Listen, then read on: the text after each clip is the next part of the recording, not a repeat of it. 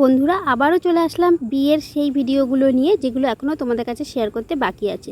তো দেখতেই পাচ্ছ কনেকে পার্লার থেকে সাজিয়ে দিল, মানে পার্লারের থেকে এই দিদিভাইটা এসেছিলো বাড়িতে সাজানোর জন্য। তো দেখো সাজিয়ে দিয়েছে। আর এখন বাজে কটা বলো তো, প্রায় 11টার কাছাকাছি হবে, মানে এতটা লেট হয়ে গেছিলো। যাই হোক, বিয়েবাড়ির অনুষ্ঠান তো নানান ধরনের কাজ বাজ থাকে, এই সমস্ত কিছু সেরে সব কিছু কমপ্লিট করতে করতে সবারই মোটামুটি দেরি হয়ে যায়। তো চলো, আমারও কিন্তু দেরি হয়ে গেছে। আর আমি যেখানে যাই সেখানে সাজানো গোজানো থেকে শুরু করে সব কিছুরই মোটামুটি একটুখানি হলেও দায়িত্বটা পড়ে আর কি। তো তাই জন্য দেখো সবাইকে সাজিয়ে গুজিয়ে আমি তখন সেজেছি, তখন বাজে হচ্ছে 12টা। তো তাই জন্য আমারও একটু লেট হয়ে গেছে। আর সেই সময় আমার আর কোনো এনার্জিও ছিল না যে ভালো করে সাজবো বলে, তার কারণ প্রচুর গরম ছিল। আর এই গরমে ভারী ভারী শাড়ি পরে আর মনে হচ্ছিল না যে আমি ভালো করে সাজি। তো যাই হোক, কোনো রকম একটু সাজলাম, তাও দুষ্টু বললো বলে যে মা সবাই সাজছে তুমিও একটু সাজো। তাই জন্য সেজে দেখো নিচে চলে আসলাম মণ্ডপে, যেখানে কনের বিয়ে হবে আর কি।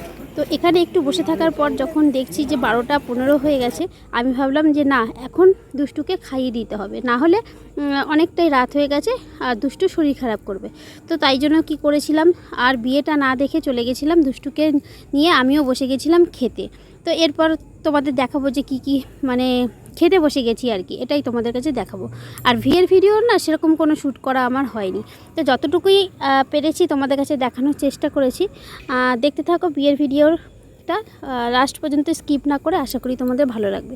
তো দেখো দুষ্টু পড়েছিল শেরওয়ানি, ভালো লাগছিল গরমে না, সত্যি কথা বলতে। আর যে সেই রকমভাবে যে ভিডিও করে যে দেখাবো সেই সুযোগটা আমার সেদিন হয়নি আর কি, এতটাই শরীরটা খারাপ লাগছিল।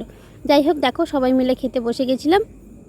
গ্রামের বাড়ির বিয়ে প্যান্ডেলটা মানে এরকমই হয় আর কি, প্যান্ডেল ছিল বাইরের দিকে, আর ঘরের ভিতরে অনেকটা জায়গা ছিল বলে সেখানেই বসে খাওয়ানো হয়েছে। খুব যে বড় আয়োজন হয়েছে সেটাও বলবো না, আর একদম যে ছোটোখাটো যে আয়োজন হয়েছে সেটাও বলবো না।